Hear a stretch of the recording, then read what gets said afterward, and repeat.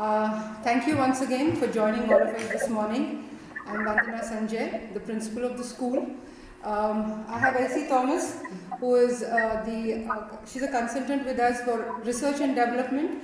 She has many years of experience in working in different national public schools and also as a trainer. And I have Charulata Prakash, who is the Dean of Academics with us. And I think now even Dr. Chaitra has joined in. She's the director of the school. She's not keeping too well, so she couldn't join us from the school, so she's logged in from her residence. And now I'll hand it over to Elsie to start off the webinar. Thank you. Thank you so much, all of you. Thank you for joining. Thank you for accepting our invitation. It's a pleasure to have thought leaders like you with us, sharing your experiences and your body of work. So before I embark on this journey, and we all embark on this journey of sharing our thoughts and our experiences, I would like each one of you to introduce yourself so that we may get an insight into the body of work that you have been involved with and the magnificent experiences that you had over the years. So I think I'll go with the youngest. Anansh, I think you're the youngest in the team today. So go ahead, introduce yourself and very briefly. Thank you so much, Elsie ma'am. Thank you so much for the opportunity, and I'm glad to be here today. It's life coming around circle for me. As I was mentioning to the others on the panel, Elsie ma'am has been my school teacher. So to be on a panel with her today is honestly a huge honor and life coming around circle. My name is Anansh Prasad. I'm the founder and managing director of SkillSphere Education.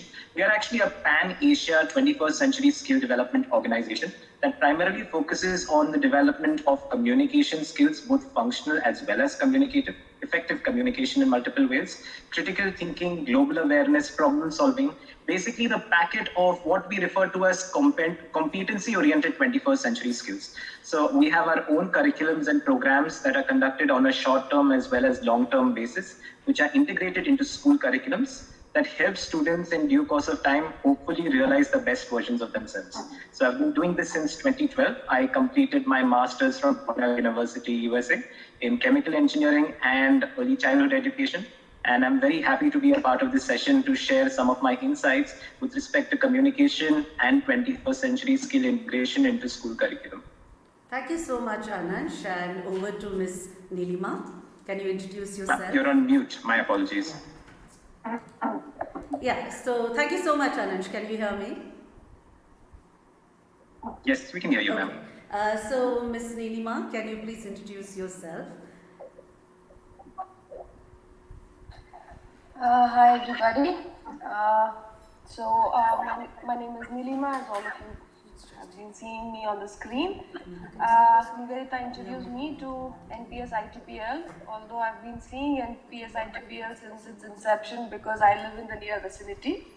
I'm an IMB grad, so that's one of the most important aspects of my life. Been in the industry for the past 18 years, whether it is the IT industry, and my last assignment before I joined the present organization was with an educational institution called CMRIT, where I got in touch with Nivedita and the journey began.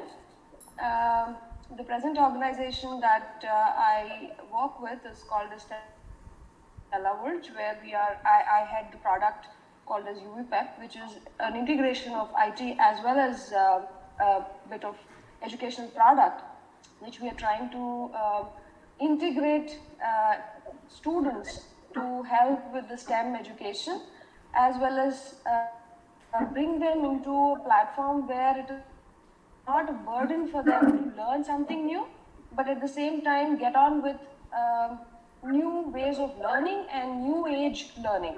So it should not be a burden for them. At the same time, it should be a playful way of learning and new age learning, which will help them to get on with the new challenges that would bring them in the new technological world or whatever the world is going to throw up in the next decade. So that's from me. Thank you, Nilima. Thank you so much for allowing us to have some insight into your work. So can I have Shazia? Shazia, Can I have your video on so that we can Thank see you. your pretty face? Hi. Can you hear me? Yes, we can. Thank you, Mills. Likewise. And lovely to see everybody on my screen as well. Absolutely. And very much like Nilima, also I met Nivedita, I don't know, it's been a few years now, because I work for a company called Theatre Professionals.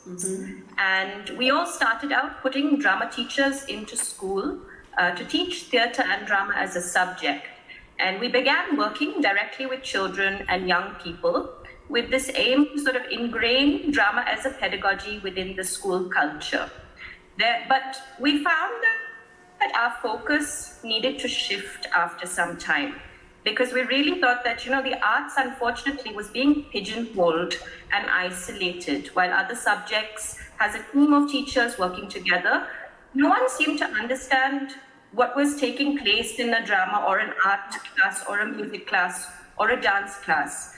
And also, we came across many times when we would put our instructors into schools that during budget cuts, the arts were the first to go. So in 2012, we started to collaborate with 2 German instructors and began to explore how drama and the arts could be a tool to deliver content across subjects. And that's really what I want to touch upon, because we have really been doing many of the things that people have already talked about, which is, delivering your 21st century learner skills.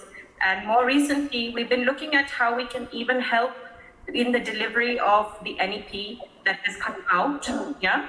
And we use drama as a tool and a method for learning to do that. That's just a little bit about our background, okay? Thank you, Shazia. Thank Thanks, you Ed. so much. Thank you. Sangeeta, are you there? Can we hear about you?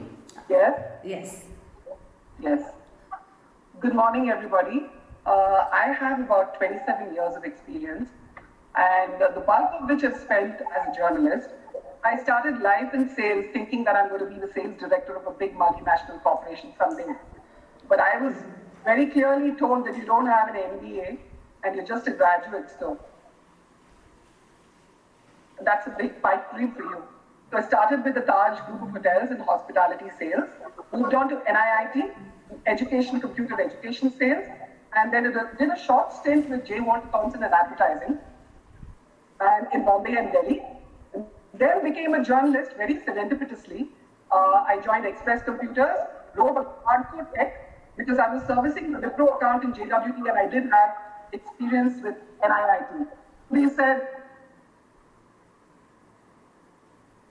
put the girl into the Wipro account, we understand this PC and DBase 3 and Lotus 1 to 3. So that's how I started writing on hardcore tech for Express Computers. It was mostly B2B tech writing. Then I moved on to the Indian Express, the Deccan Herald, and the Deccan Chronicle, where I wrote, covered business and technology beats for the General Daily. But now, Josh, I think where business is called to our thing, so we do get to be featured not on page 13 or page 12 of the business pages, but also on page 1 very regularly. So that ensures what has been my experience, and I'm always passionate about covering education because I think it kind of makes or breaks an individual's career. And I now realize that it's not just marks that do it for you. Being a very good student myself, I realize that the key to everything is execution. You may have a lot of knowledge and information, but at the end of the day, how do you execute and put a strategy to work to succeed in a business? Thank you. Thank you, Sangeeta. So, Ms. Nivedita, are you there? Can we hear from you as well? Sure. I'm the oldest, and I must presume that I'm the wisest one here. You never know. I must be older than you, Ms. Nivedita. Journey started as a research scientist. I think we're all in the very wise category. Correct, absolutely. Yeah. So my journey started as a research scientist actually, and I was completely aiming for becoming a virologist. and that's genetic engineering was like many years that I studied for and was working at. However, I moved like pretty much like Sangeeta, very serendipitously. I moved into journalism since science and tech journalism was not was being just brought about, and this was so I was a television journalist for a long period in time. Started as a science journalist, but went on to become, when you are in journalism, you do everything. So that is how it became. But having grown up in university campuses, my great-grandfather was a principal. My parents were both teachers. Both ran universities and schools. It somehow had to happen that I had to do it. So last couple of decades, I have been in education. I've been starting schools, higher education, learning all through. So a lot of my age and wisdom is nicely spotted with learning. I hope to continue to learn the company of each of you. Absolutely. Thank you so much. And I must just say that we have our middle leaders.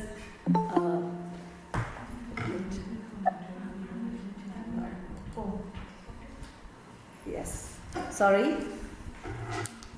Yes. You're fine? Can I go ahead? Yeah.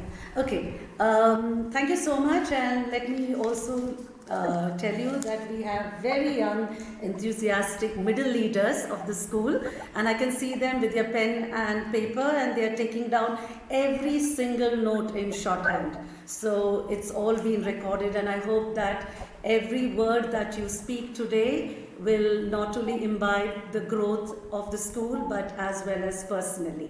So without further ado, I would just like to go in with the discussion. And my first question I pose to Ms. Nilima. Okay, Nilima, you have great experience working with STEM, and today many schools are initiating this STEM education in their curriculum. And I have been visiting schools, and I've seen schools very positive about the outcome of the work that students are doing. So can you just briefly tell us that how can skills derived from STEM education be used in the real world beyond school? How is it going to bridge the gap of skill sets that is required in future so that it's valuable to them as school as well as to the colleges that they will be enrolling? Yes, Ms. Nilima, can I hear from you?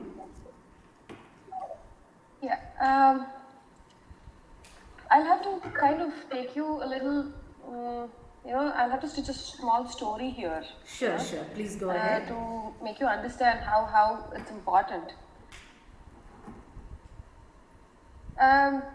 If you look at India as a whole, I mean, I've worked in an engineering college. I have worked as India head of Ericsson HR, where we were hiring a lot of engineers from across every engineering college in every region of India.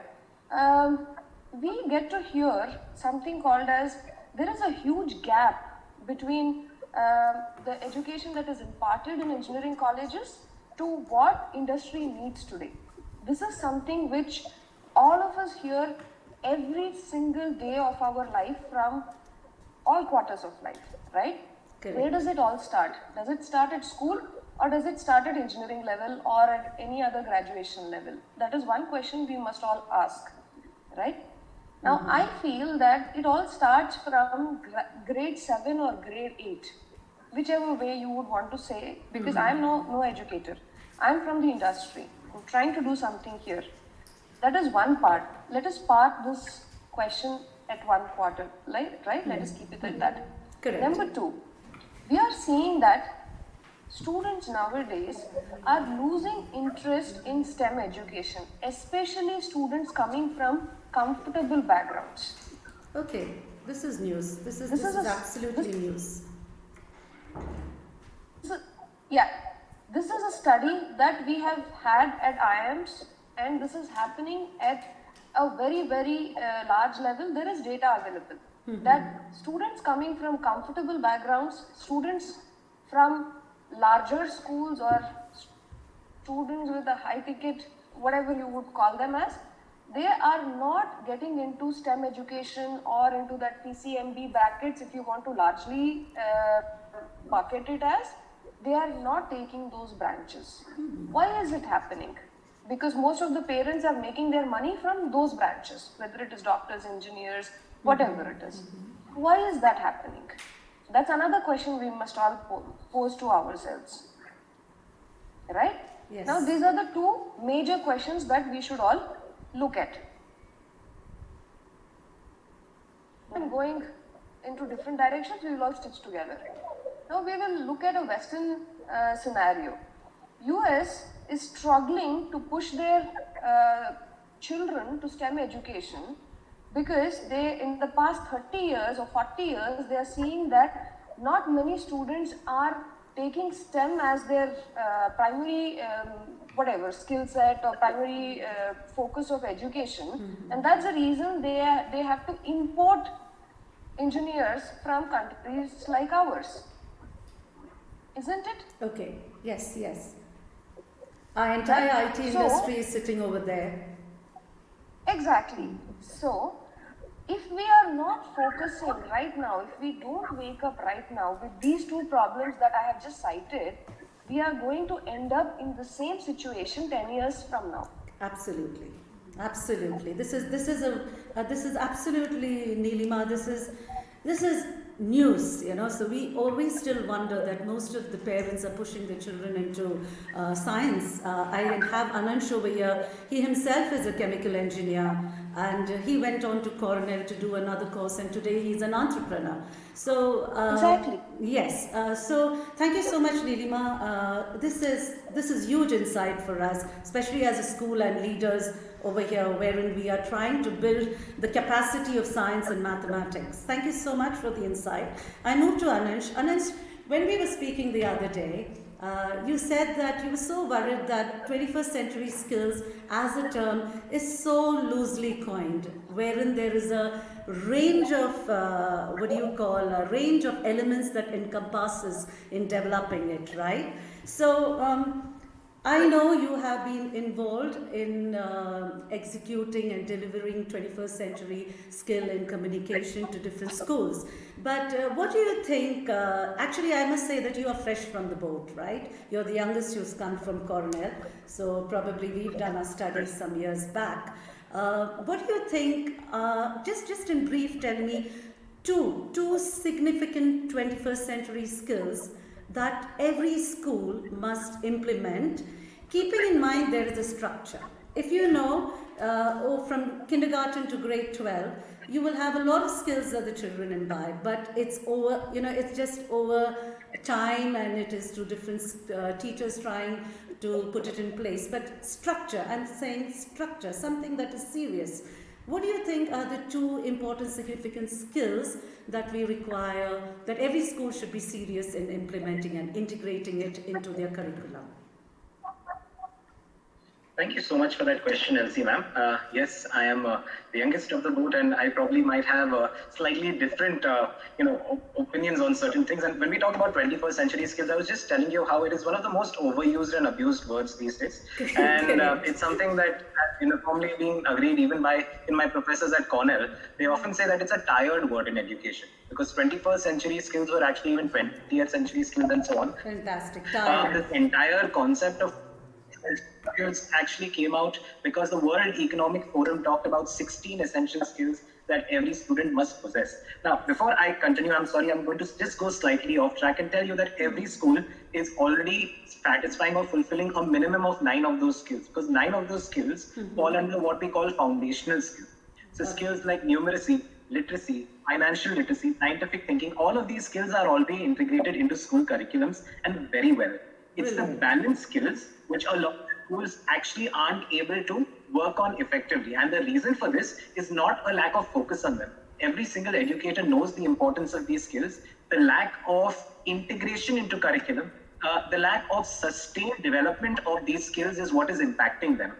And when we talk about these balanced skills, two such skills that are often not integrated and are taught in isolation, which results in ineffective development, are communication and collaboration. Another one that is coming into limelight these days and is agreed upon very uniformly too is correlation and global awareness. Speaking, communication is not a subject. Communication is really not something that can be taught as a part of a debate. It's not something that can be taught as a part of any conference. It's something that needs to be a part of a math class when a question is being asked and a teacher is also helping the student express his or her views.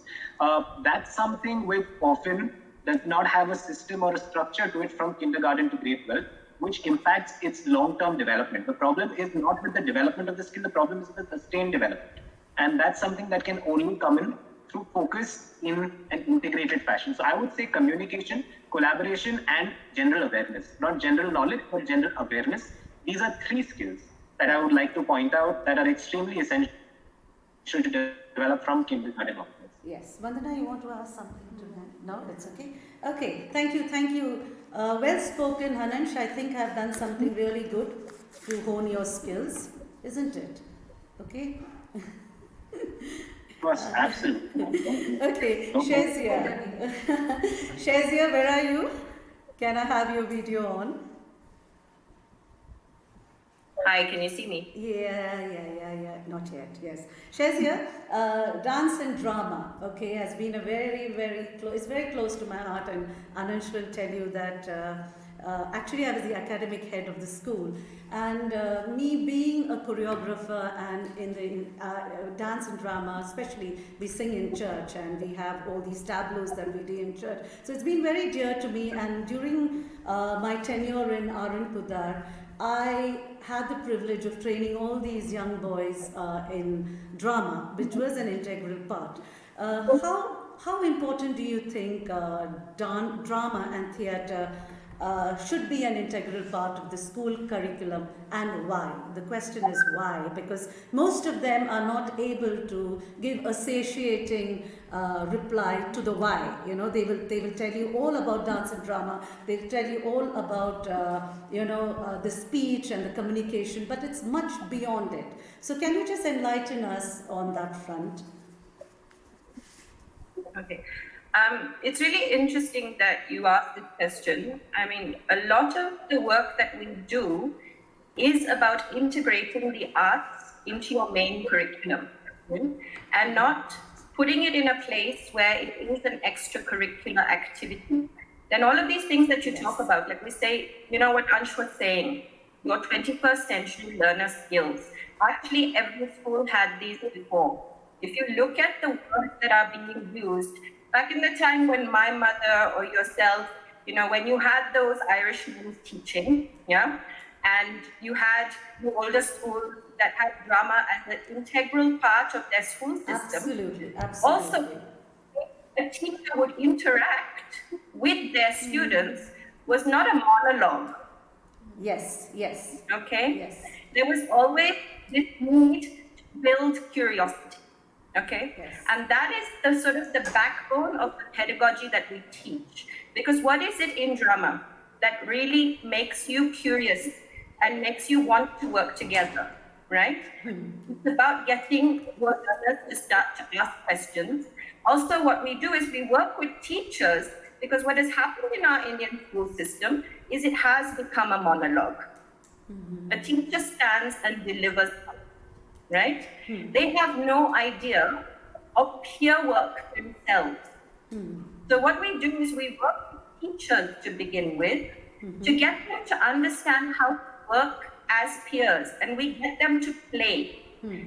There's a really wonderful little line that one of my colleagues introduced me to, recently, which is play and work are actually the same thing, right?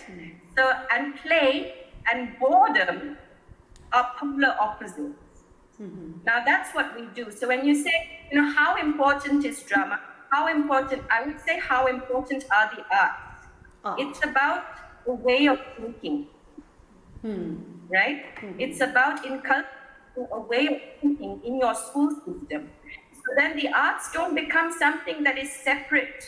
It's actually integrated into the fabric of your school system, and it becomes almost the scaffold on which you build everything else. We work with science and maths teachers to deliver, we look at maths through music and dance and movement. We look at science through doing something called teacher role, where we actually introduce an element of drama where the teacher plays a role, and they might be a professor that comes into class to deliver a class where their students interact with them and ask them questions, but they play that character, right? Okay. So we're actually trying to integrate what we do into every class. So when you say how important it is, I think for us, the importance is not to put it off separately. It's not something that just happens for annual day. It's not something that Yes. happens for assembly. Yes. It's very much part of your school. Correct, Okay? correct, yes, because most of the time when we talk to school principals and they say that anyway they are getting it through inter-school competitions and they're getting drama part to take part in dramas in the annual day, but they don't understand that it's much beyond it. You have to have a structure to it. It has to be a dream of every school to, I feel there's a lot that goes into art. And sadly, it is neglected in our country. And thanks for the NEP. They are fully come up with a robust plan. And I think, Shazia, you'll be very, very happy. You're a happy person today, right? No, we have been going through the NEP quite a lot because this is quite important for us to just see how this can be, how it can reach every school, not just the privileged schools, Okay, yes. but how do we then reach out to every And school? make it an inclusive program, right? Yes, absolutely, Yeah. absolutely. Sangeeta, where are you? Are you there? Miss Sangeeta? Yes, Shani. Yes. Yes, I'm here. Yeah. Sangeeta, I've been a very big fan of your writing, and you are the person who introduced me to the term 2.0, And in those days, we never had the Google. And we never had the Google where I could just go and search, and I was dying to know, I was trying to get in touch with you to understand the real meaning of 2.0, okay? So since you are involved with in the business line of Hindu, and I know the people that you interview, they are likes of Harish Bijur, to the likes of the managing directors and CEOs of all these IT companies as well as industry. I want you to tell us that what are in your opinion, what are the extraordinary qualities these leaders have that enable them to operate in the realms of excellence? They're completely driven, okay? They're empathetic, they understand the market, they understand the people.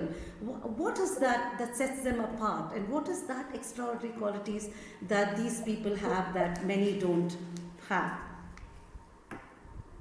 Okay.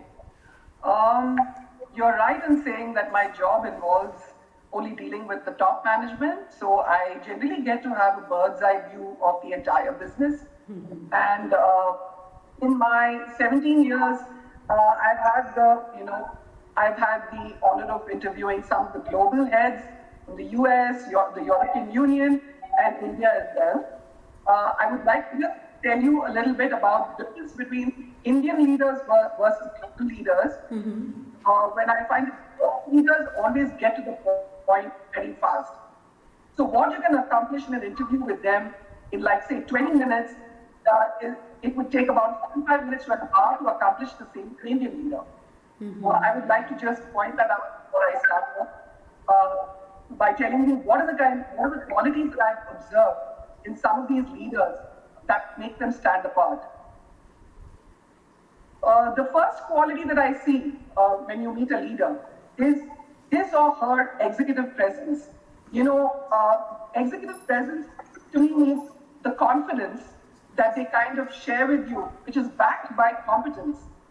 The way he or she looks, the way she speaks, the way they conduct themselves, and the ability to build an instant connect and influence all stakeholders, which would include employees, customers, members of the board of their company, the media, and everybody else. So that is number one. Number two, I've seen that some of the best leaders have resilience in them. Resilience meaning, to be able to take both successes and failures in the business in their stride, leading their team through change and disruption that is driven by micro and macroeconomic headwinds. I think these leaders come with excellent change management skills. Because as you know, the only constant in our lives is change, right? Correct. Change is happening every day and we've got to evolve with those changes. So that's resilience for you. And I find most of the successful leaders are lifelong learners. They keep themselves relevant to the present and upskill themselves constantly, continually. This could mean, taking up some executive MBA program. It could mean hiring a leadership coach to tell them how to be relevant and, other things like this.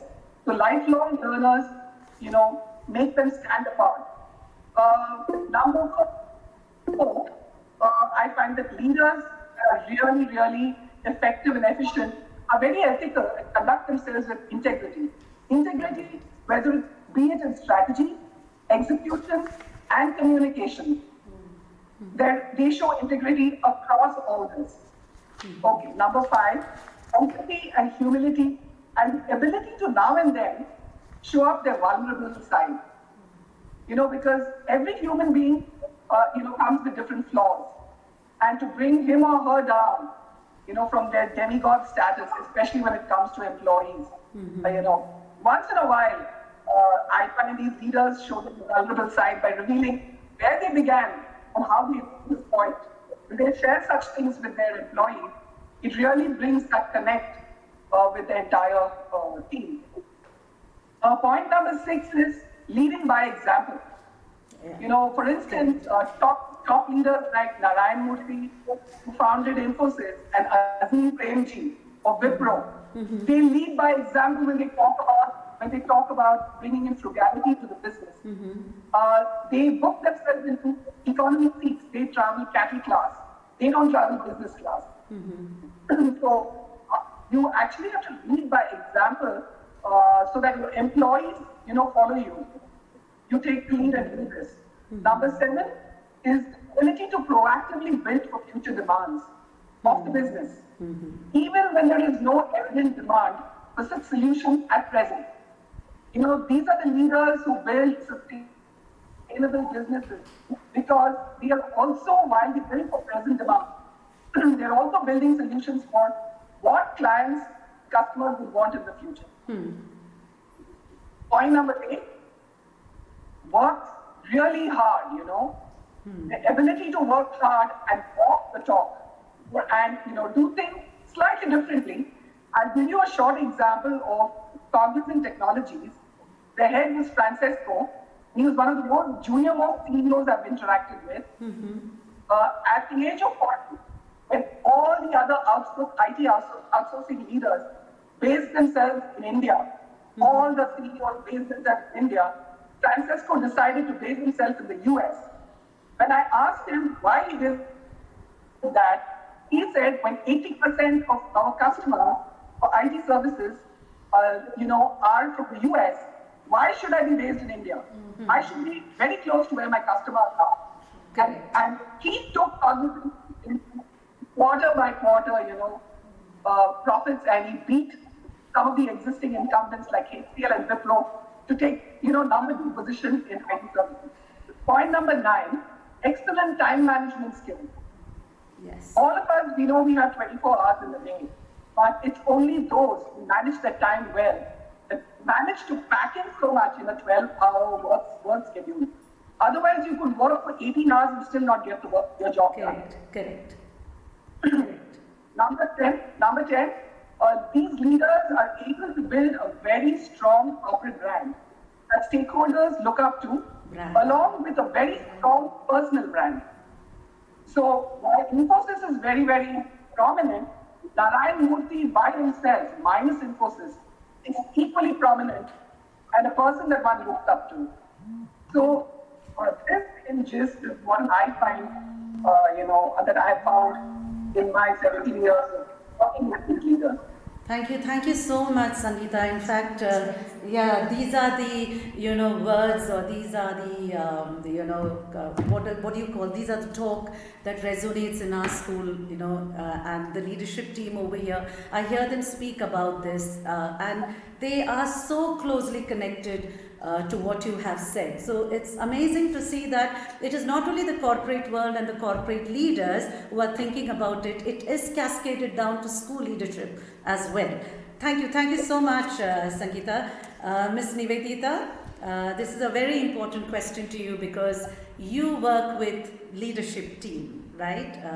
So you will be able to tell, I work with a couple of schools and I visit on and off, not only schools that are very elite, but also schools from the lower economic, where the parents are from the lower economic background. And I have seen that when there is a novel idea or there is a new practice that has come into the market, if I could say, or it has been asked by the CBSE to implement, you see some schools do it beautifully. And they succeed in it. But some of the schools just fail miserably. Why is that this happens but that one school is able to do well and one school has impediments and setbacks? In your journey, where you were being advisor and you have met so many leaders, can you just throw some light on this? Sure. Over the years, working with teams, some of the reasons I have been able to put together that I have been either they hinder the performance or they don't perform at all. Okay. So some of them I have seen, it could be a lack of a clear purpose. Yes. Or defining roles of the team. It can be sometimes fixed mindset and poor decision making. Sometimes it is just plain lack of resources, of time, money, and people. So, for example, when I say lack of purpose, not knowing why you are working together, Yes. what will success look like at the end of this project? What does it mean that this has happened or this has not happened? Lot of it happens when you clarify who is your core customer, who are you servicing it to. For example, when we are designing a new lesson plan, you said when we are putting a new thing, when we are designing a new lesson plan with the school, who is the customer of that lesson plan? Audience. Yes. Half the time, I think that the customer is the leadership team. We are designing it for the leadership team. The biggest mistake. Yeah. So who is it that we are designing for?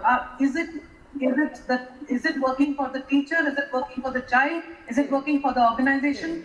Who is it working for? And who is it not working for? So thus which areas needs to be fixed? Simple example. Like the lesson plan, when we are devising a PTM protocol. Okay, in this school, this is how we will hold parent-teacher meetings.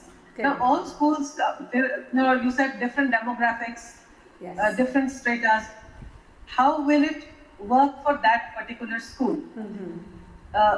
Is it, if there are parents who are working through the week, weekends will work. If there are parents who are migrant laborers, when does the PTM work for them? If they are middle class parents, professional parents, when does it work for them? Will it make it work for at least one parent? Does it work for the teacher? If it's on the weekends, does it work for the teacher? So she is working through the week and she is also working on the weekend. Who does it work for? And most importantly, who does it not work for? So putting a purpose and clarity of the customer for which you are making, you're making an HR policy. Like for the CMR University, one of the big role that we took up for me was strategic implement of HR policy across university, across the institutions. So the whole project was devised as to who is the end customer of this policy. Absolutely. So you have the administrators, you have the head of the departments, you have the teachers, you have the support staff, and the HR has to be across all of them. So is it customizable Correct. to each of these elements or not? Who are we missing out on? So are all the stakeholders, are all the people who are we working for? So lack of purpose and lack, thus defining, customer defines the purpose. Correct. If, I mean, you know, so that's a big part. If the role is unclear, so I'm thinking I need to do this, and my colleague is thinking she has to do this, and both are working at cross purposes instead of collaborate. So, like she said that a big part of Ananja's work is collaboration. Collaboration. And which means that each of us needs to realize that this is the strength I am bringing to the table. Correct. Correct. And my teammates also need to realize that this is the strength she or he brings to the table, and let me delegate this work to that person and trust them with the twists and tribulations of the work. That person may be able to carry it completely with a little bit of flaws, or with some failures, or with some experimentation, or with some help, but leave it to that person to spear it. So we don't define the roles clearly. The third thing that we're talking about is a fixed mindset. A leadership teams that I work with, a whole lot of them come with fixed mindset. Like we have been there and done that, and I was telling, you know, I'm older and I'm presumably wiser, but it's a big presumption.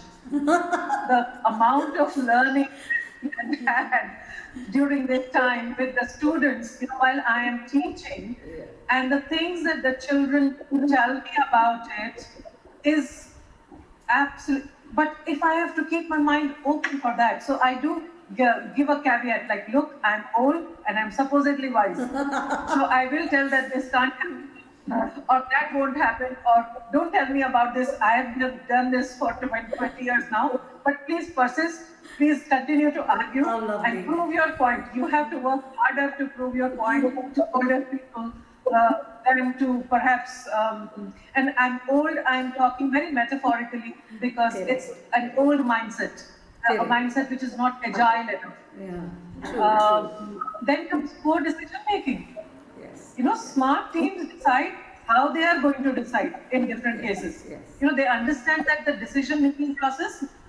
So a lot of work that I do with the leadership team is to first figure out and explain to them the decision-making process, the stages, the input, the consult, where I come in, input where they come in, Yes. the decision-making where the team comes in, the approval, then again we go back to the leadership team which gives the approval, and inform.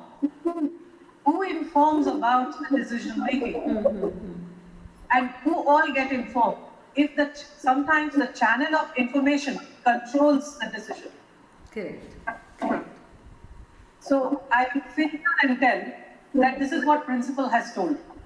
I will do it by mistake or by mischief, as I say. If I tell the class monitor, please go and tell this to the children. So they will come and tell both that this is what Miss Niv has told, and they will tell the children, the rest of the children, the monitor or house prefect will tell by mistake or by mischief what he or she wants to tell.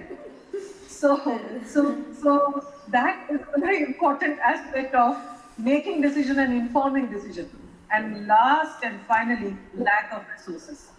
Sometimes we put together very efficient teams, but we don't give them the resources. And a big part of that resource is money, time, people, and authority to make decisions. Yes. We sometimes give the money, we provide for the time that, okay, in 3 months' time, this project can be completed. We also say, okay, whoever you need expertise, this you can take, this you can take, so this is we are provisioning for. But what we don't provision for is the last mile, the authority. Okay. If I can't take little decisions and I have to keep on going back, and that's a bane of higher education. Big time. Correct. If there's such a chain of decision-making process that any task Correct. will not get implemented. In schools, it is, when I work with schools, it's much faster, it's much better, because I feel that the head of the departments, the class teachers, the principal are significantly more empowered than in the head of the departments and the deans and the directors of the faculty in the higher education. Nilima and I have gone through this exciting process, and we have seen what a task it is. And it's not the lack of money or time or people, but it's a lack of authority to make the simple short-term decisions. So these, I would say, would be my key learnings working with the leadership teams. Thank you, Nivedita. Noted every word of it. Thank you so much. And actually, it's a perfect segue for me to ask this question, and it's directed to Anansh, Nilima, and Shazia, because all three of you have your own programs, and we find in schools, it's not only schools, I think it's all over in every industry, getting the right people. Okay, and you may have the most robust program which is so well charted out and the processes are put in place, but if you don't have those people to deliver, see, when I go for training, when I used to send my trainers, they would call me and ask me, are you coming? Okay, because somewhere there was a trust that I would do magic, which was not so. Okay, in fact, the trainers that I had, the faculty members had, some of them were brilliant and much better than me. So how is that you all find the right people to facilitate your program? And I'm sure that everyone on a scale of 1 to 10 is not on 9. Okay, so all of you, how do you find those niche teachers? What effort goes into training, and how do you ensure that when they walk into the classroom, that at least 80% of what you had envisioned has been put into place? I'll start with Anansh. Thank you for that question, ma'am. That's a very pertinent question, and I'll not lie about the number of times this has happened, especially when I started off initially. The first 3 to 4 years between 2012 and 2016, I was directly involved with every single school. I knew not only the principals and the headmistresses and the vice principals, I probably knew every single student. And we're talking about students in the range of 2,000 to 2,500 students who had learned via me.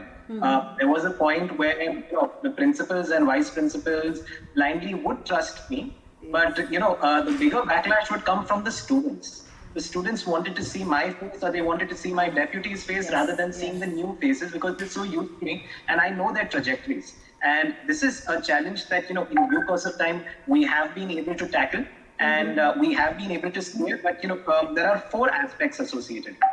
The first aspect associated with it is, being very realistic, being very pragmatic, and if I might use the word, being very educational about expansion, right? You need to be an educationist when considering expansion. You have to ensure that the quality control is in place, so you can only expand as much as, or as well as, the quality of people you find. And finding people in general is always a task. It's involved a lot of work with respect to human resource. In fact, today my work is basically to train trainers, find the human resource, and we have a set of strict parameters that have been set over course of time. I'll not lie in stating that, for every one trainer who's great that we have found 3 bad ones, or 3 inadequate ones, I won't say bad ones, who haven't fit in. And the entire process that we have followed for this is that, they are shadows. They're firstly trained. We follow our own curriculum, our 3D model of learning, as I've often mentioned to you, ma'am, which stands for disseminate, develop, display. It's something that I've adapted from my learnings at Cornell University, involves a mix of inquiry-based learning, visibility routines, all of these things. The trainers actually undergo rigorous training as far as this is concerned, and then they spend 6 to 8 months shadowing existing trainers. Slowly and steadily over the due course of this process, the trainer who is the lead trainer starts handing over larger sections of the classroom to the shadow trainer. Yes. And it is in this process that we are able to sift out the ones that will work out in the long run and those that will not work out. So this entire process is almost a year-long process, Yes. which allows us to actually figure out what's working for us or not. And as ma'am, you would know, and as Shazia and the others would also concur, it's a long process. It's a long process, Yes, and as I've built up my team, it's become easier to scale up with the number of trainers, but it's still low. So if I'm to be honest, we are only expanding at an educational level. We don't expand at a financial level. Okay, that's nice. So that's actually one nice. of the quality control. Yeah, and I think that's a Podarian value that is being put. It's not the money or space, it is the heart that matters most, isn't it? You can smile, Anansh. Absolutely, and in fact, Yes. in fact, if I might add, one of the things that we have in our team is that with our old schools, if the principals or the students don't ask for me or for my lead team, Correct. we're probably doing a good job. A good job. Good. Shazia, over to you. Anansh had a pattern. Anansh had a process, which even we as training, in a training school, we do the shadowing, we, after some time, we wean them off. But yours is not book knowledge. It is a talent, isn't it? So how is that you pick your trainers, or how is that you trust that they're going to do a good job when you send them out into the field? Okay, so like I said, we've had two models of working. To begin with, we were putting drama and theatre teachers into schools, and we had a training program. There's no HR pool for these people, Yes. right? Unfortunately, there's no such thing. Recently, I think Wilson College has started, a theatre and education leg, and then you have one in Delhi. There is no pool for this resource, Okay. right? So very often we had to actually train from scratch, even if they were quote unquote trained or had been through some kind of process.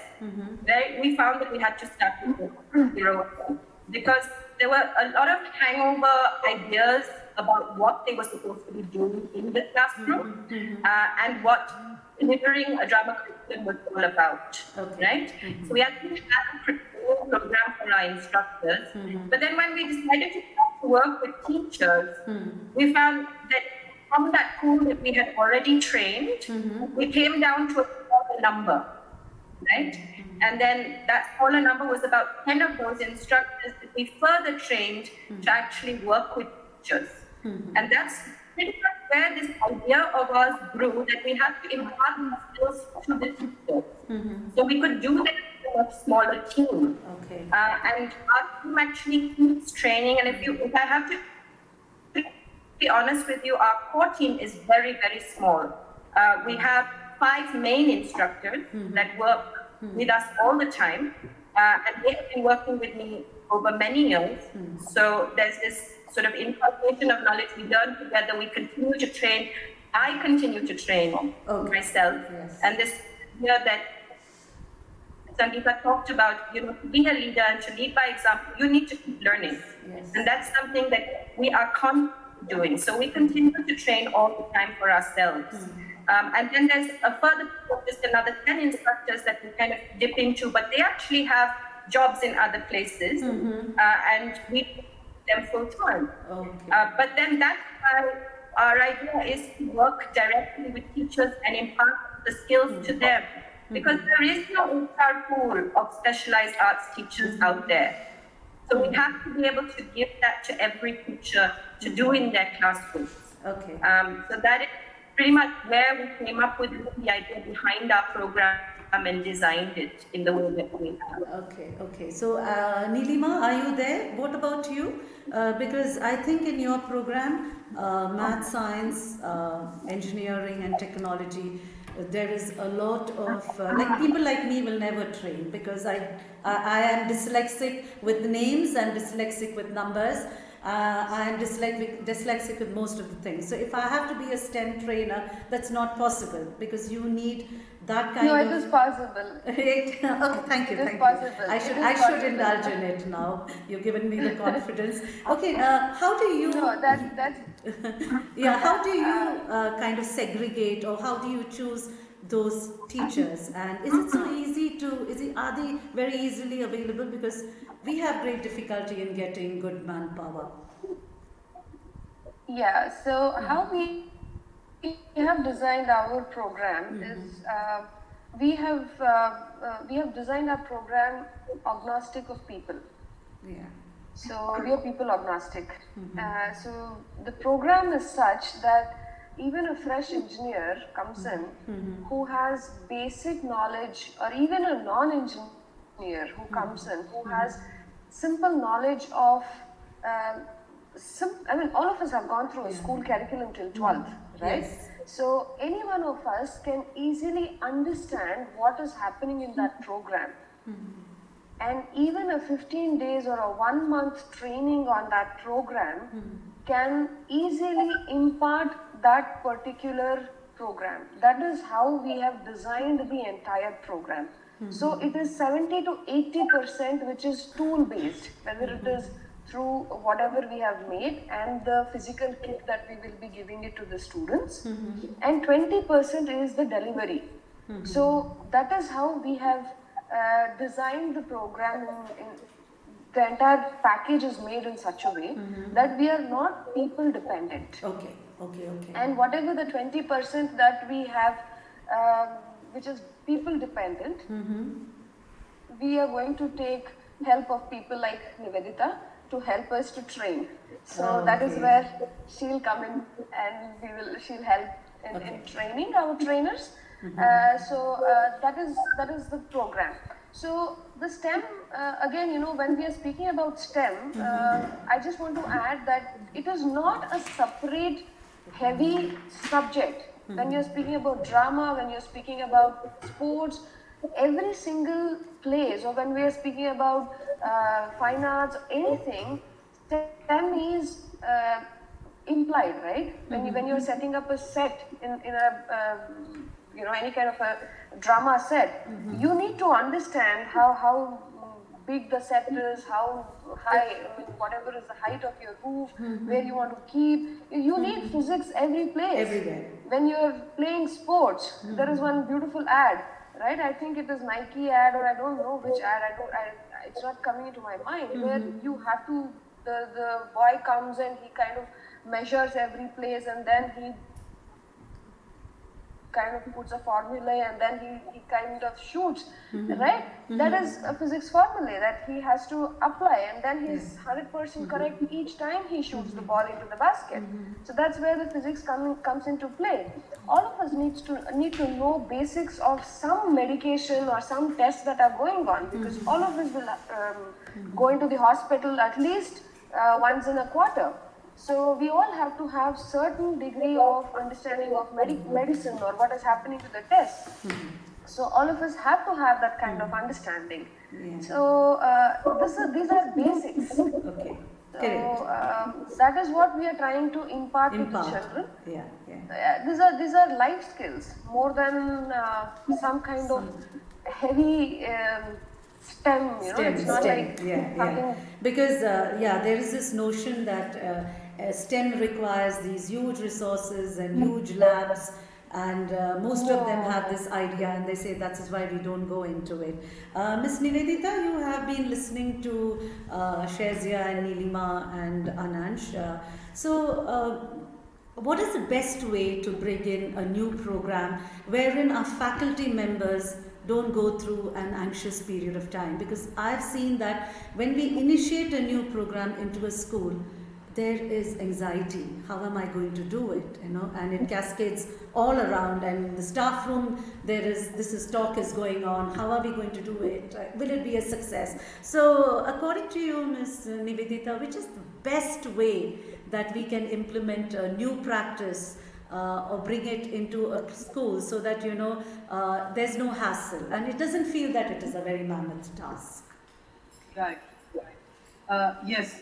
we are inherently change resistant. So even if it is like, even if we say, oh, this is for the better, or this may make your life easier, or this is for the good of the world, it will stop climate change and we'll live forever, we still resist. we still resist, because that's how we are. Correct. So what my understanding always is, and I completely believe in this, that it's always people over process.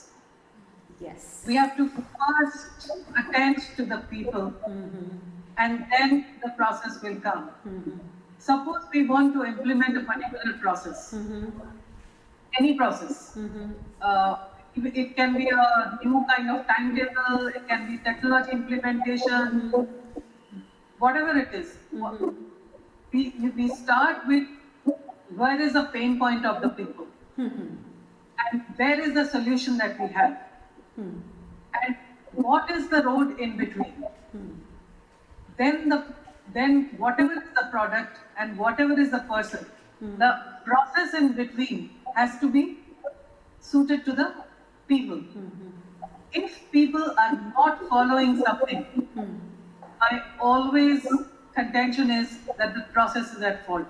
We have not devised a good process. If the process is incorrect, it is not suitable to the people, Correct. then it is going to fall flat. The process has to be re-looked at, the process has to be revised. We have not looked at the need assessment completely and thoroughly. Then if we present the solutions which resonate, and the solutions, interestingly, what I have figured through many twists and tribulations, it has to resonate with absolutely everyone in the team who is going to implement it. And that resonance will be at different vibrations. Each one will have a different level to resonate. If I don't resonate with the registrar of the university, the process does resonate, it will not fly. If it doesn't resonate with the vice chancellor, it will not fly. Yes. If it doesn't resonate with the owners, if it's a private university, it will not fly. Correct. If it doesn't resonate with the students, Yeah. it will not fly. So the process has to be continuously Correct. tweaked, Correct. and it will not be that you will end up with one single process. That process will branch off to be made suitable to each of them. One size truly, and this militia holds, one size really does not fit all. So if I am, for example, again devising an HR process, I cannot make it the same for my support staff, for my admin staff, for my faculty, and for my leadership team. It cannot, should not ever be the same. Okay. It's not a homogeneous organization. There are moving parts to it. So sometimes we say, and I am guilty of that, that you know what, the policy should be same for everyone because we need to be transparent. Safe and transparent are not the same things. Yes. You need to be transparent about the policy, but you don't need to be same with the policy. Correct. Correct. So, policy for a primary school is widely different from policy for a middle school, and even more different from the last 11th, 12th graders, because they're nearly adult at that time. True. So, in fact, I have devised different, even uniform policies. So the uniforms will be worn different kinds of uniforms, worn completely with different kind of restrictions across age groups. Just like classrooms are planned differently, the physical spaces are planned differently. So, and I can go on ad nauseum on this because I completely believe that it's always people are more important than the process. So we have to tweak the process to the people we are addressing. Absolutely, absolutely. And this is amazing because, we visit schools and the principals just tell us, कर दो, हो जाएगा, हमको tick mark करना है, हमको government को दिखाना है, तो आप कर लो. And it is so disheartening because you put your heart and soul in developing that particular module or that particular, what do you call, a lesson plan, and then somebody says that just do it and go. I think that is how it is, and I think, as you said, people and process both go hand in hand. Sangeeta, today's youth is beginning to believe in self-employment. The watchword is startups. How can we school gear them up? We have one Anansh sitting over here with a startup. Shazia is, of course, the veteran in this place. So, Sangeeta, how do we hone the skills of these students of tomorrow? Okay. On how to become startup tips. No. My question is, the youth of today is beginning to think about self-employment, and everyone wants to have a startup. And we as school have a responsibility to also look and train them and believe that yes, startup is not dead employment. So how do you think, entrepreneurial skills, how do you think that, we can hone the skills of these students of today who are looking to have those startups tomorrow? Okay. I have had the occasion to visit Israel, which is the home of innovation. And Israel, let me tell you, is very similar. They are very similar to Indians in terms of a family. They believe in families. And like typical Indian mothers, they wanted their sons and daughters to become lawyers, engineers, doctors, get into these professional jobs. Recently, of late in the last 10 to 15 years, things have changed because some of their kids have gone on to build multi-billion-dollar companies and have had fantastic exits selling their companies to big corporations like Intel, IBM, and others. So when I visited Israel, they told me we're very similar to Indians, and I just wanted to highlight the fact that the US has the largest startup ecosystem, that's Silicon Valley in the US, in the world, followed by Israel, which is such a small nation, and India is number 3. Now, the question to ask here is, how does such a small country like Israel build innovation? I will give you an example of 2 qualities that thrives in Israel that helps to build entrepreneurs. One is chutzpah. When you have chutzpah, you encourage children to speak out about their idea or question or express themselves disregarding authority. You give them total. When I say disregarding authority, it doesn't mean defying authority. It is being able to speak to the principal of a school or to the top boss about exactly they express themselves. So if you don't have chutzpah, it's very difficult to be an entrepreneur. And the second quality is called tactless. Tactless is a Hebrew word which means getting straight to the point. Okay, get straight to the point, tell it as it is, cutting out the bullshit. Indians have this horrible, habit of beating around the bush before coming to the point.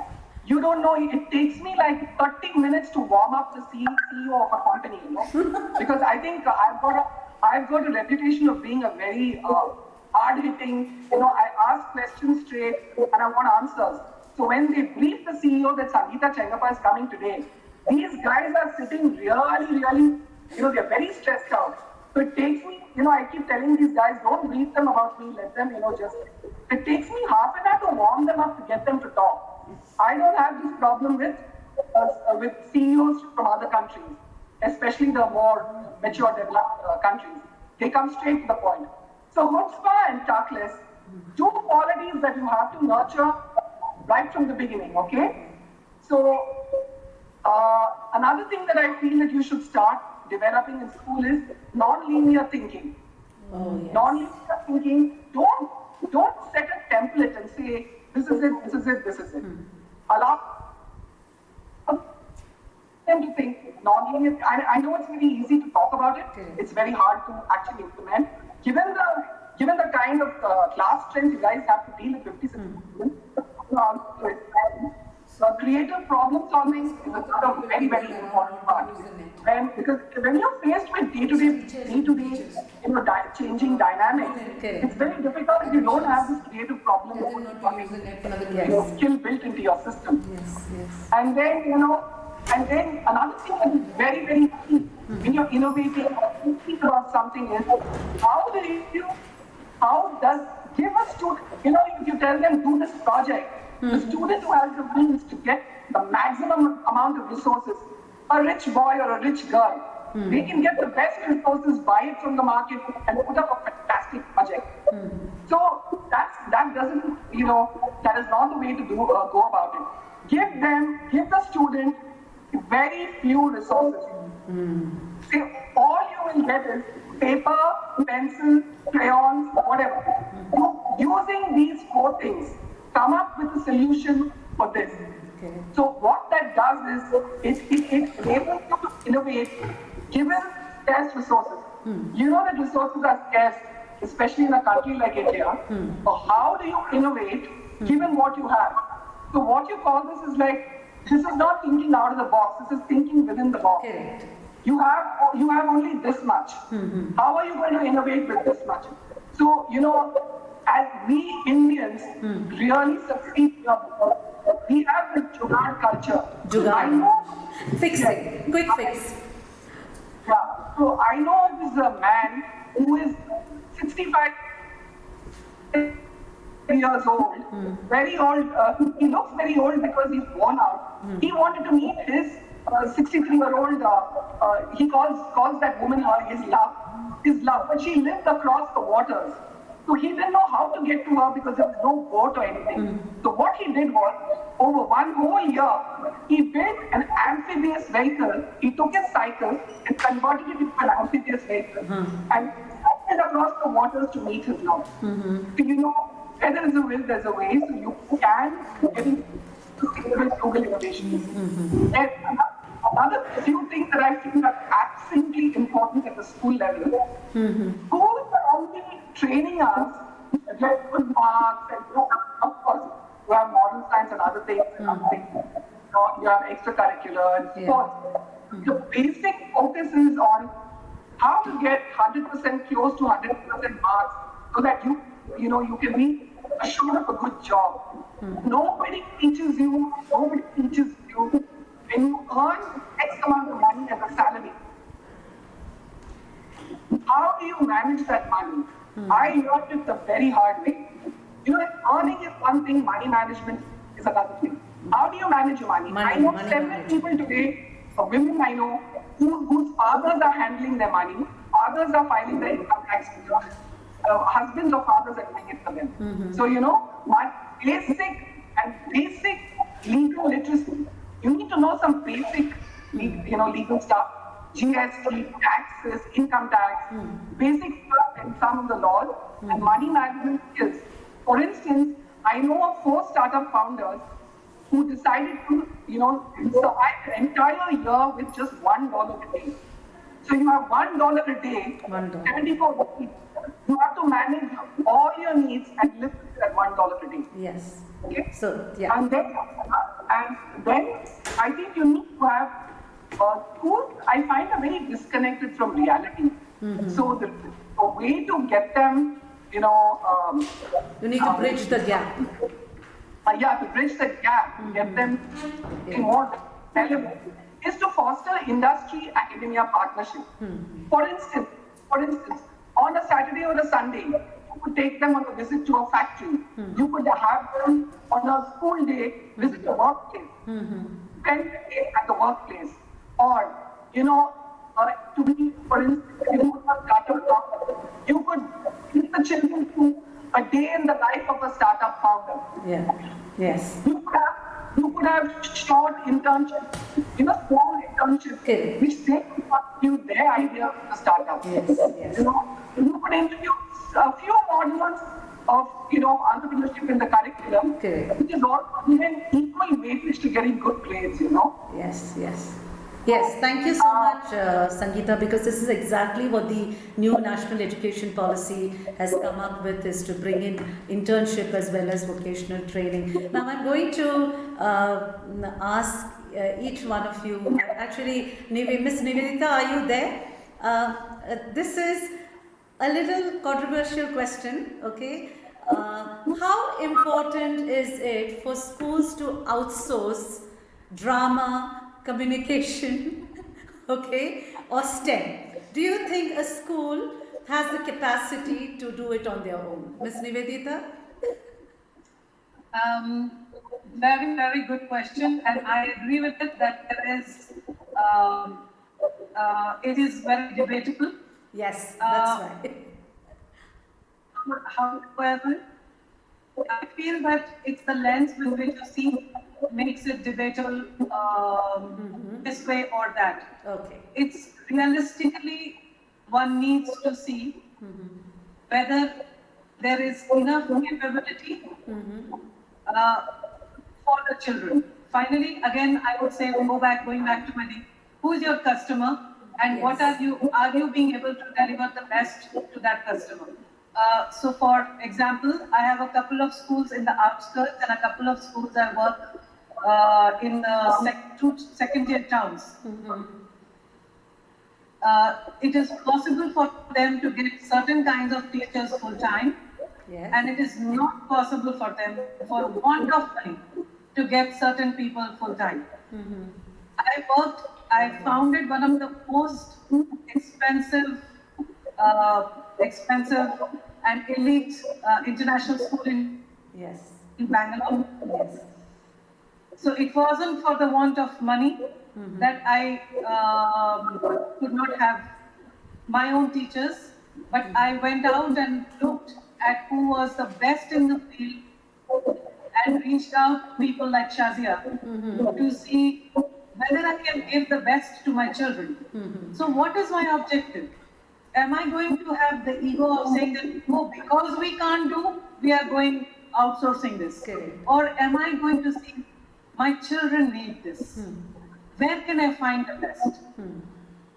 Does the child differentiate between an outsourced and an insourced faculty? I think Shazia would know, Ansh would know, Neha would know whether the children who are attending the STEM classes or communication classes or theatre classes differentiate between, is it an outsourced? It's a very administrative vocabulary. Perfect. Where are you getting it from? Doesn't matter. If you are getting it, how good are you getting it, is the most important. So when I was a school owner, I did it. Now I'm a school consultant. When I do need an analysis for a school, and I figure out, oh, this is the requirement for the teacher. This is the requirement for the student.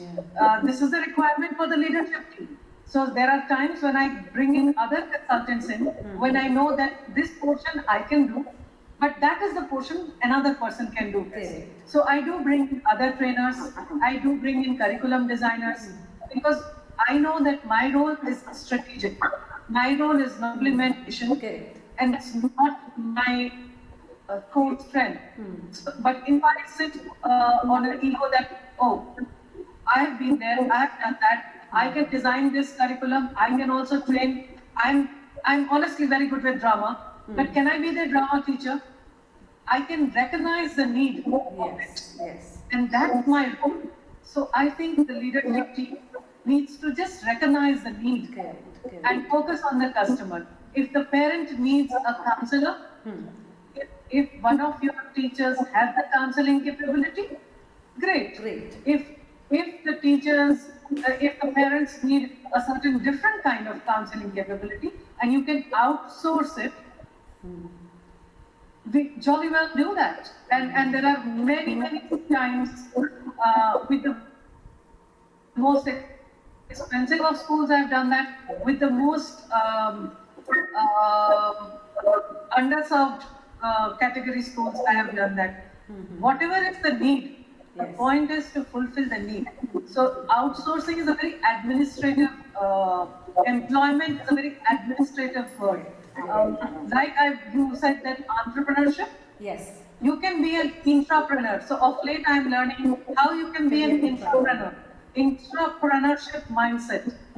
You don't need to be outside and run your own institution or found your own institution to be an entrepreneur. You can be an intrapreneur with any institution if you're thinking like one. So I think the leadership team is a good time for them to think like an entrepreneur and see this is the need of my customer. Let me figure out how best I can fulfill it. Nivedita, you don't know the sun is shining so bright today because I think Shazia, me and Anansh and Nilima have a reason to smile, okay?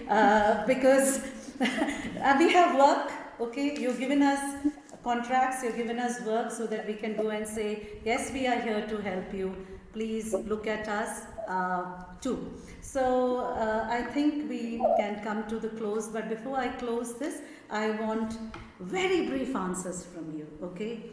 Anansh, when you went to Cornell University, what did you think, I wish that one skill my school would have taught me? Okay. The one skill that I wish I would have been able to utilize better. Yes. Of knowledge. One of the things that I'd like to tell you that a lot of us students struggle with when we go to the US, we are brilliant. Indian students, even the Chinese students for that matter, we are brilliant. We don't really get those 4-point GPAs and all of those things without much of an issue. I'll be very honest with you.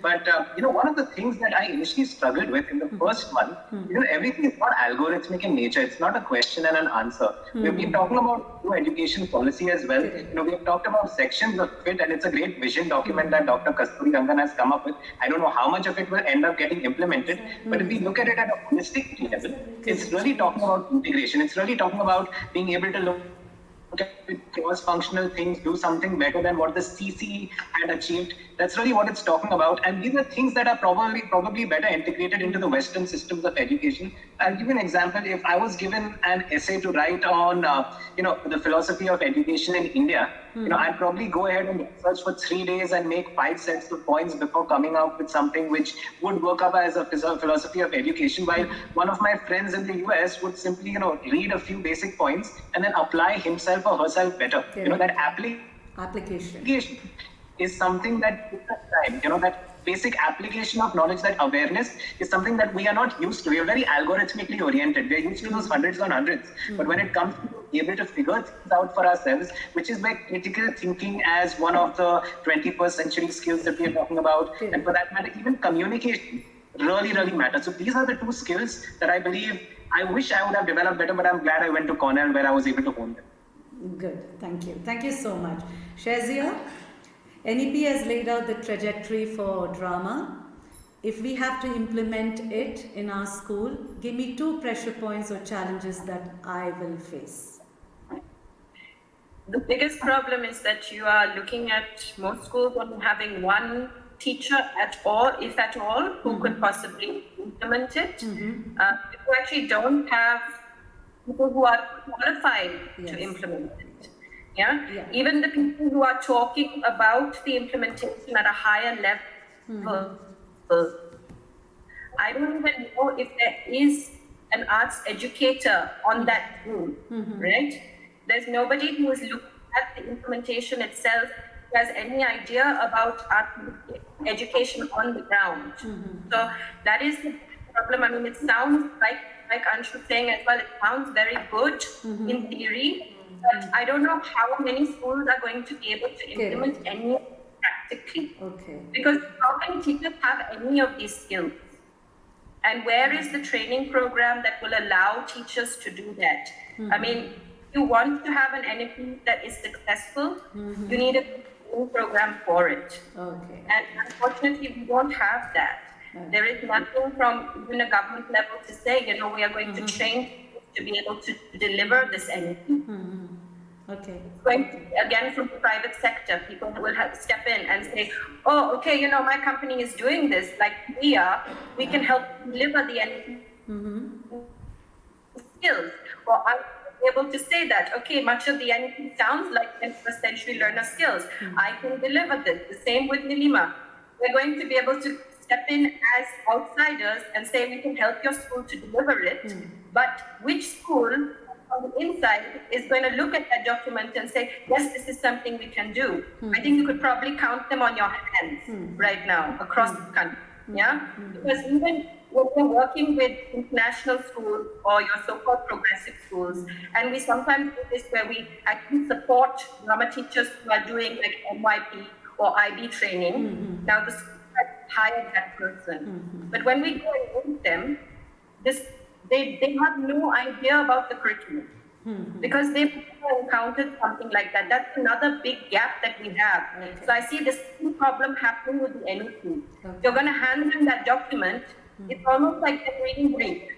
Because they don't understand this language, let alone have they had it as an experience for themselves.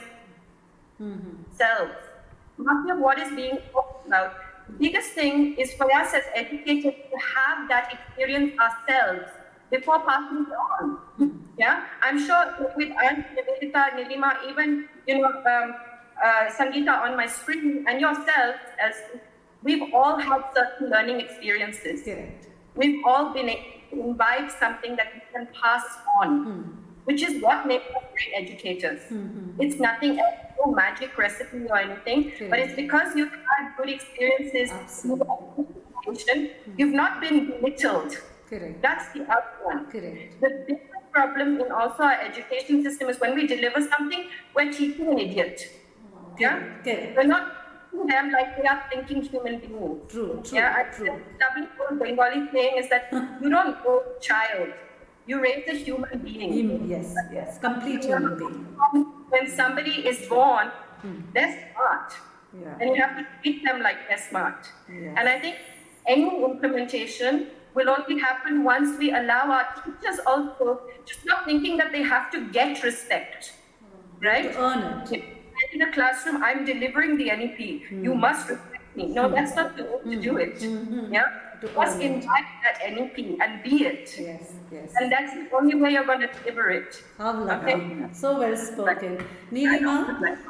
So sorry, I would just like to add to something that Shazia Yes. Please go ahead, Anansh. One of the things that I've been discussing with a lot of educators in general is that the NEP is just a vision document right now. Yes. But in its current form, without its implementation, the only purpose it's actually serving is for a lot of educational vendors in different areas to misuse it. It's being misused very seriously because you just quote a section of the NEP and say that I'm doing this. True. Yes. I can talk about it with respect to coding. I can talk about it with respect to theatre, with respect to communication. Yes. There's a lot of scope for its misuse with schools, and it's very important to be overall, mindful about this. True. And what you said is so right, because even in our training front, we have seen trainers come from outside, and everything is just a shortcut, Yeah. Because we've been in the field, we know what the subject is. It's easy for us to understand whether really somebody's worked hard behind it, or is it just come over here to deliver and earn some money. So thank you so much, Anansh. And Nilima, where are you? I'm here. Yes. Is STEM education the way forward? STEM education is definitely way forward because India right now, I just want to tell you a small incident. When my son finished his 10th and he was adamant of taking BPC as his choice of education, I had to literally be apologetic to my friends saying that he took that choice. Everybody were like, oh, did you force him into it? Why didn't you really ask him to take something else? There are other choices. I said, look, I didn't force him into it. That was his natural choice. He wants to become a doctor. So the entire society, especially urban India, whether it is NCR area, Mumbai area, or Bangalore especially, they have the upper middle class and above. The society has become in such a way that if the child wants to take engineering or medical as their profession, people are looking down upon parents as if they are forcing them into those professions. Okay. And that was a rude shock. And I also got into that swirl where I started being very apologetic in my communication and saying that no, I did not force him. He took that stream, literally. That is what I had to kind of. Then after a while, I started, why am I doing this? Why am I being apologetic and communicating this? Then I said no. Then I said no. I have to be proud of whatever my son's choice are. Yes. And today he got 601 marks in his NEET, and we are going through the counseling process. So, why I'm narrating this story is that it is extremely important.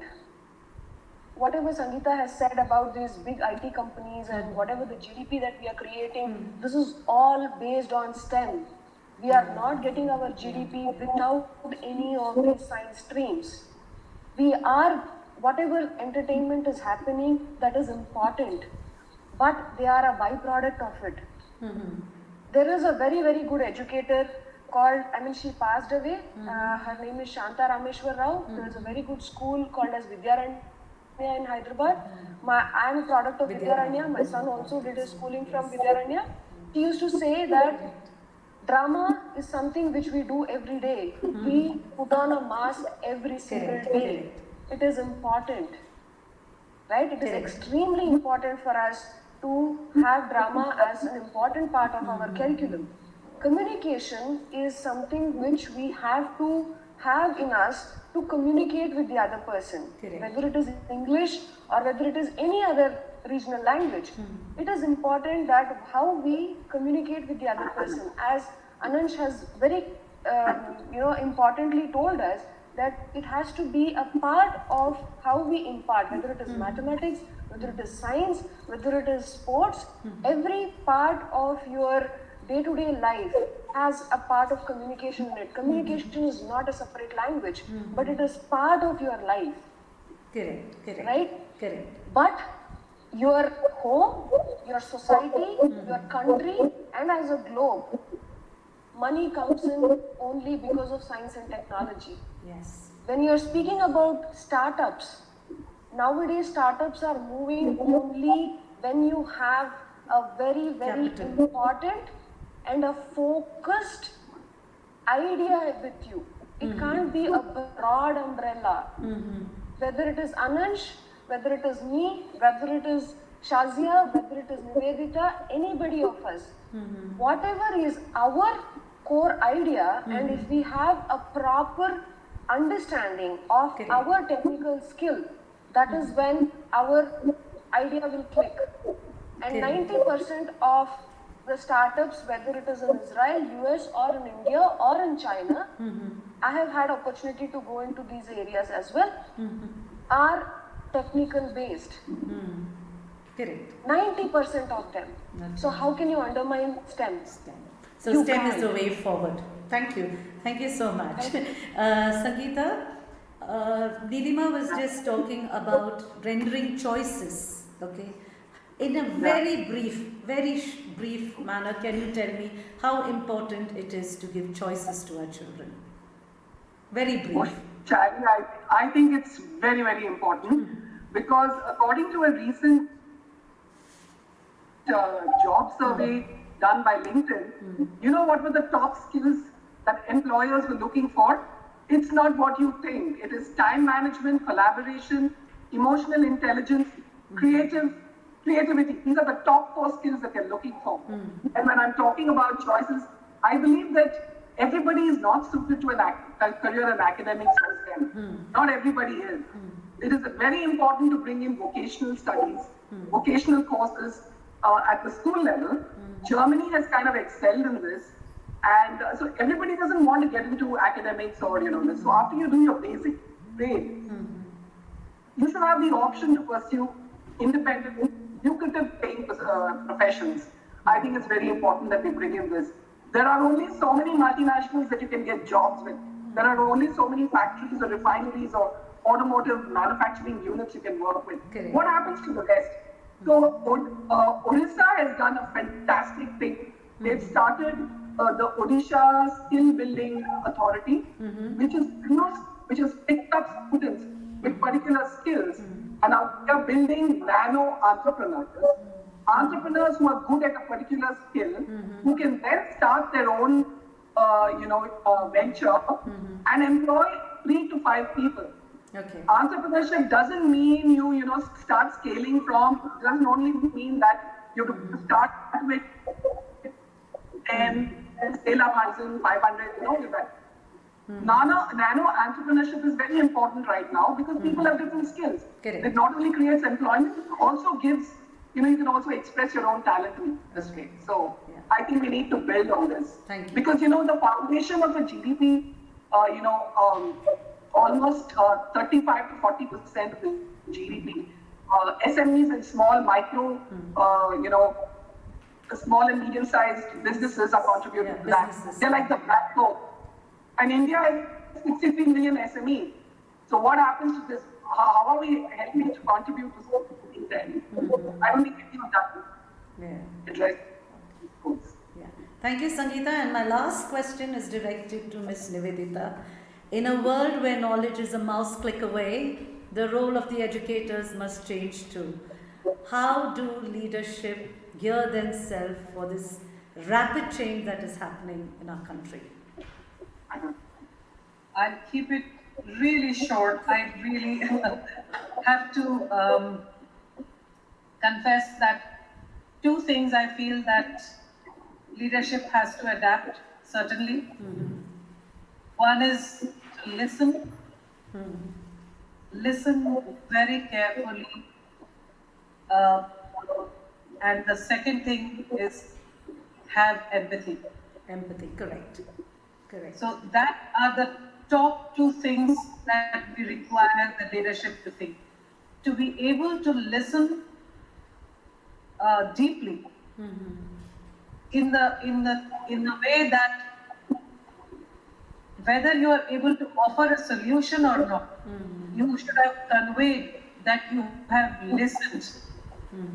And what you can about that listening, it may or may not be the solution, but listening is a very important wisdom that I would think, it's wise to listen. Absolutely. Because you don't need to impart, nobody needs information from us anymore, from Correct. anyone. Correct. There are plenty of ways to get information. Correct. What we need is to listen to each other, and what most definitely need is to listen with empathy. So if we are able to keep our mind open, if we are able to be learners instead of educators, if we are able to be doing servant leadership instead of Yes. autocratic leadership, Correct. we would be proud of ourselves when we look back another few years, because by the look of it, looks like we all are going to live very long despite it all. The corona. Okay, can I have? Just us, Yeah. human beings, we will just live very long because Species. the technology, the medicine will make us live long. So if we are learning as we go along, we will make better compatriots. Correct. Thank you. Can I have all of you on screen, please? We are. No, Why many not? of them are not. I think you've pinned some of us or something. I just wanted to recommend a couple of things Yes, based on the yes, Sanaj. discussion. There are a couple of books because there are a lot of teachers who I believe are watching as well. Yes. There are books that would provide a lot of perspective to teachers based on some of the discussions that have taken place today. I read one of them very recently. There's this book called Cleverland Yes. by Lucy Graham. Yes, Lucy It's a Graham, correct. book that actually provides a lot of perspective about different education systems across the world from the perspective of a primary school teacher. Something that Sangeeta was talking about, there's this book called Startup Nation, which is about Nation. Israel, Yeah. which actually will give an idea about a lot of different companies Correct. within Israel have been able to grow. That's a lot of things. Yeah. Have you seen them? They're all here. Yes, Yes. Yeah. Yes. Yes. Yes, and all are having the mask. Actually, they're very beautiful looking girls, but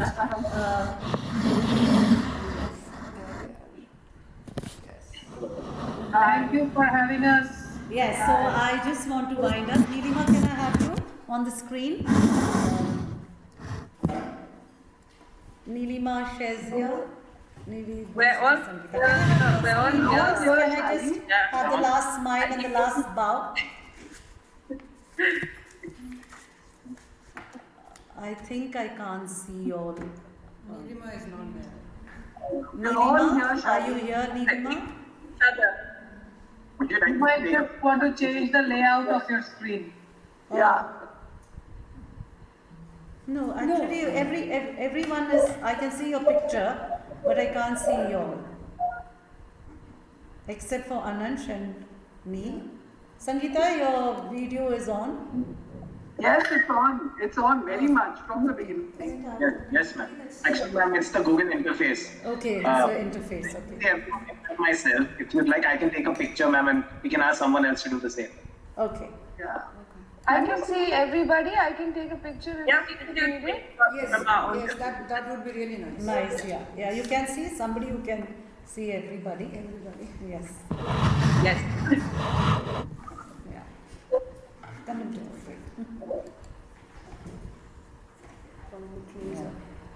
Yes. Yes, thank you. So, the last word is just want to thank every one of you, all of us over here, from the bottom of our heart. It's been such an enriching experience today. We heard from you, and it's not going to end here. We have decided that we are going to collate all these points over a cup of coffee, and we will be looking into it and try our very best to implement it through processes, through planning, through development, and every word that you said is taken into our hearts. Okay, thank you so much for having us. Vandana, you want to conclude and say a bye-bye? Yes. You're trying to do something? Yes. The last 1.5 hours has been a very enriching experience.